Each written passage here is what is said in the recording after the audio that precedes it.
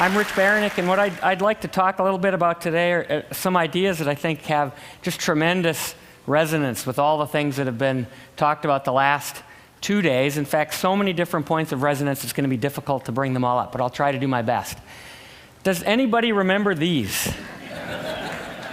Okay, so these are LP records, and they've been replaced, right? They've been swept away over the last 2 decades by these types of world-flattening digitization technologies, right? And I think it was best witnessed when Thomas was playing the music as we came in the room today. What's happened in the music world is there's a culture or an ecosystem that's been created that if you take some words from Apple, the catchphrase would be create, rip, mix, and burn. What I mean by that is anyone in the world is free and allowed to create new music and musical ideas. Anyone in the world is allowed to rip or copy musical ideas, use them in innovative ways. Anyone is allowed to mix them in different types of ways, draw connections between musical ideas, and people can burn them or create final products and continue the circle. And what that's done is it's created, like I said, a vibrant community that's very inclusive with people continually working to connect musical ideas, innovate them,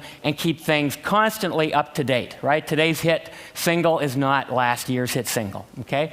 But I'm not here to talk about music today. I'm here to talk about books, okay? In particular, textbooks and the kind of educational materials that we use every day in school. Has anyone here ever been to school?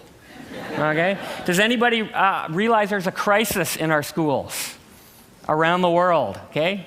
I hope, okay, I'm not going to spend too much time on that, but what I want to talk about is some of the disconnects that appear when an author publishes a book that in fact the publishing process, just because of the fact that it's complicated, it's heavy, books are expensive, creates a sort of a wall between authors of books and the ultimate users of books, be they teachers, students, or just general readers, okay? And this is even more true if you happen to speak a language other than one of the world's major languages, and especially English. And I'm going to call these people below the barrier shutouts, because they're really shut out of the process of being able to share their knowledge with the world. And so what I want to talk about today is trying to take these ideas, right, that we've seen in the musical culture and try to bring these towards reinventing the way we think about writing books, using them, and teaching from them. Okay? So that's what I'd like to talk about, and really how do we get from where we are now to where we need to go. So the first thing I'd like you to do is a little thought experiment. So imagine taking all the world's books, okay, everybody imagine books,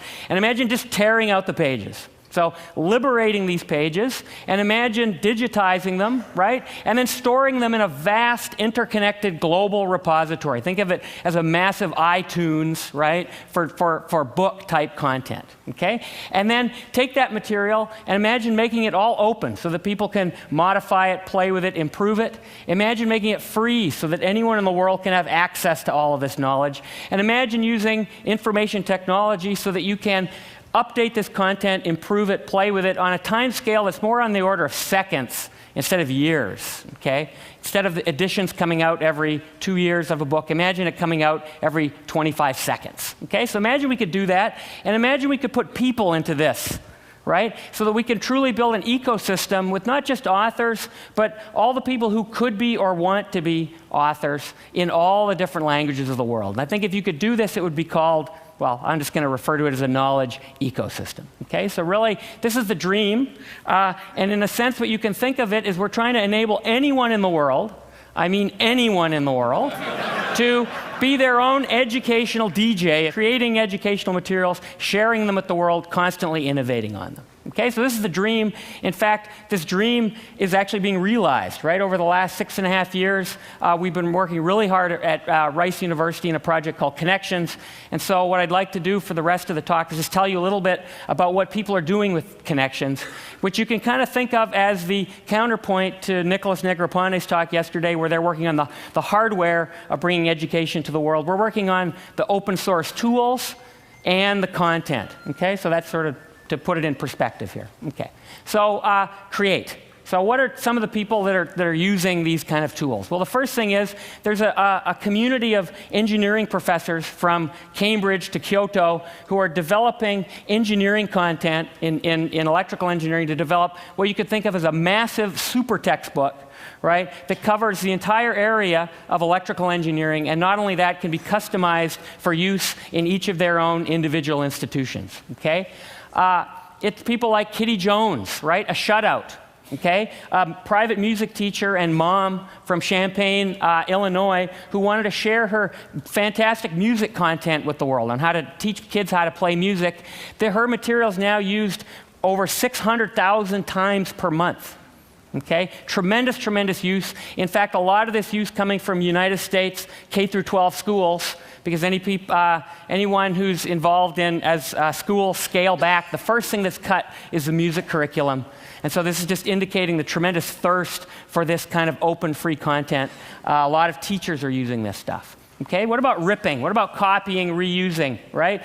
A team of volunteers at the University of Texas, El Paso, graduate students, translating this engineering super textbook ideas, and within about a week, having this be some of our most popular material in widespread use all over Latin America, and in particular in Mexico.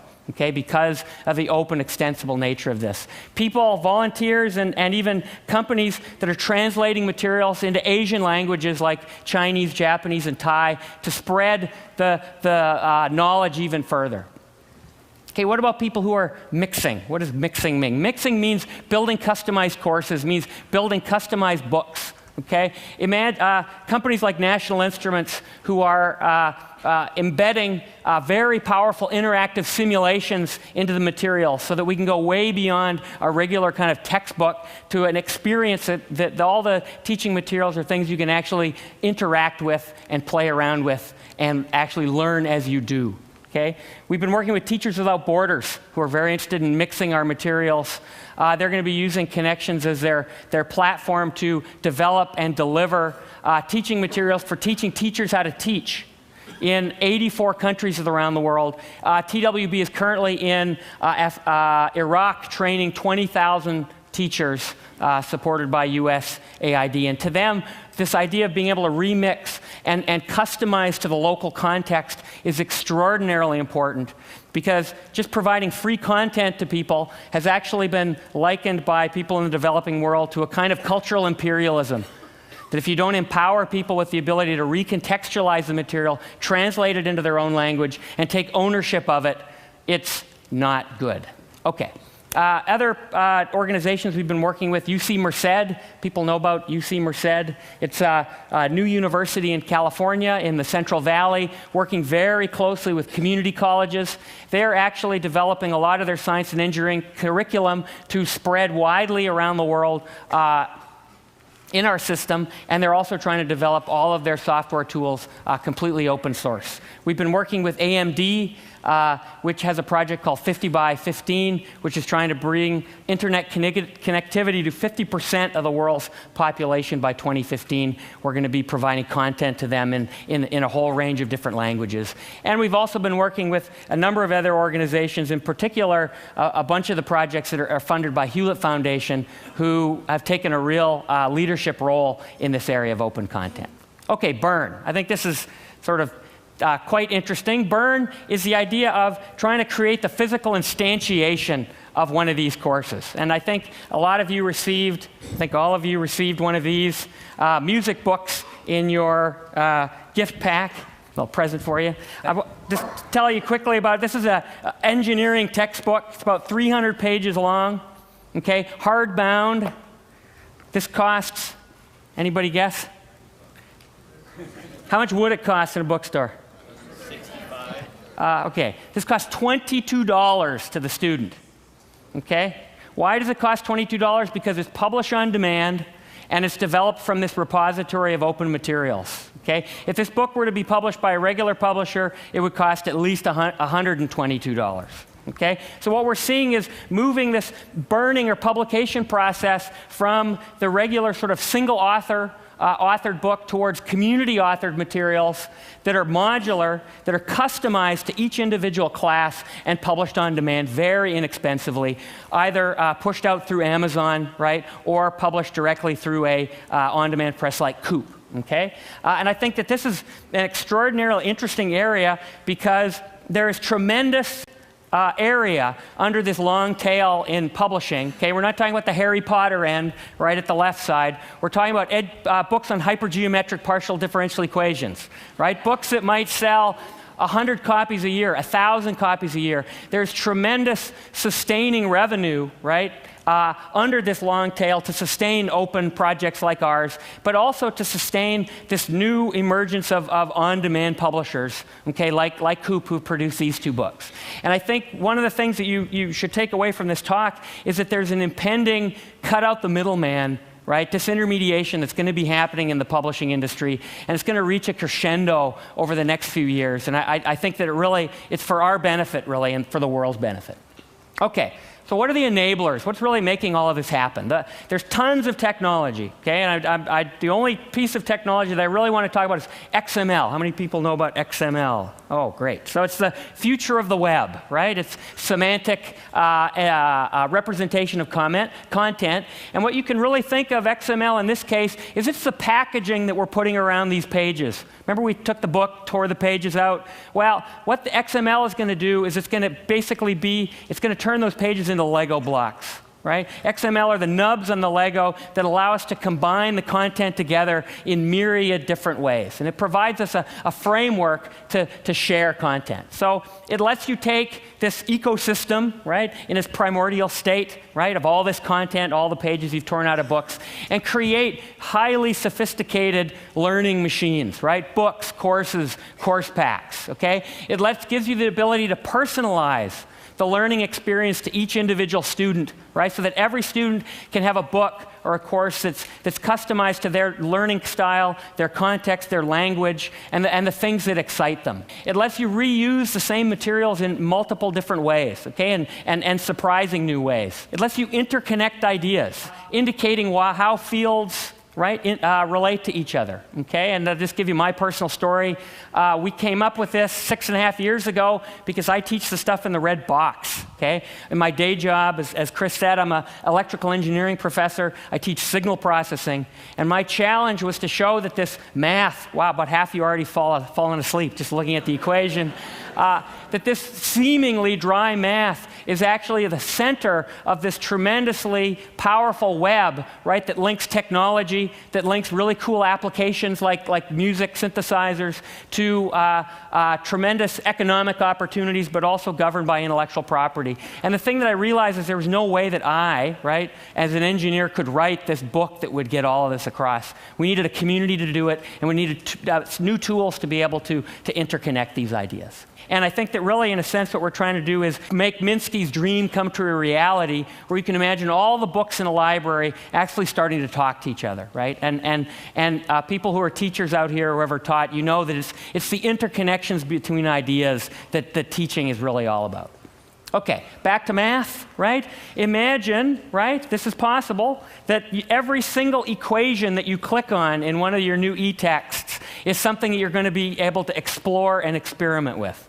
Right, so imagine your kid's algebra textbook, right, in 7th grade. You can click on every single equation and bring up a little tool to be able to experiment with it, tinker with it, understand it, because we really don't understand until we do. Okay? The same type of markup like MathML for chemistry. Imagine chemistry textbooks that actually understand the structure of how molecules are formed. Imagine music XML that actually lets you delve into the semantic structure of music, play with it, understand it. It's no wonder that everybody's getting into it, right?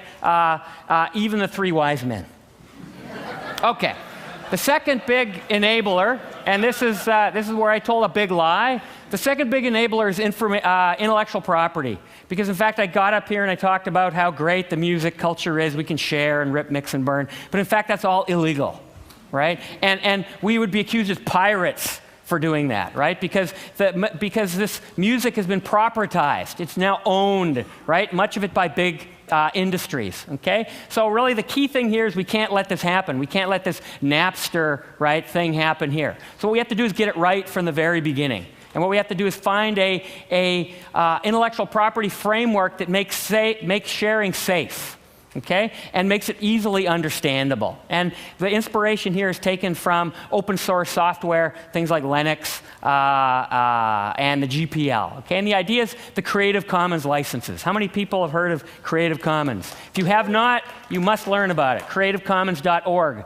At the bottom of every piece of material in Connections and in lots of other projects, you can find their logo. Clicking on that logo takes you to an absolute no-nonsense, human-readable, right, document, a deed, that tells you exactly what you can do with this content. In fact, you're free, right, to share it, to do all of these things, to copy it, to change it, even to make commercial use of it, as long as you attribute the author, okay? Because in academic publishing and much of educational publishing, it's really this idea of sharing knowledge. That's why, and making impact. That's why people write, not necessarily making bucks, okay? We're not talking about Harry Potter, right? We're at the long tail end here, okay? Behind that is the legal code, right? So if you want to, very carefully constructed, and Creative Commons is taking off, right? Over 43 million things out there licensed with a Creative Commons license, not just text, but music,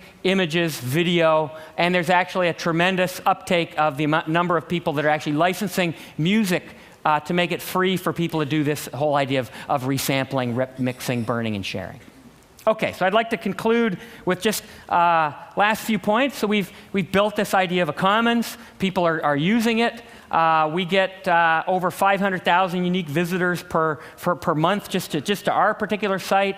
MIT OpenCourseWare, which is another large open content site, gets a similar number of hits. But how do we protect this? How do we protect it into the future? And the first thing that people were probably thinking is quality control, right? Because we're saying that anybody can contribute things to this commons, okay? Anybody can contribute anything.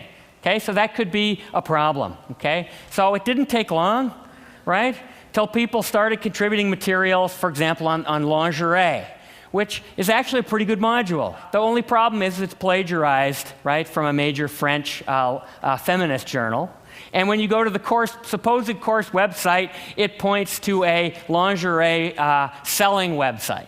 Okay, so this is a little bit of a problem. So we clearly need some kind of idea of quality control, and this is really where the idea of review and peer review comes in.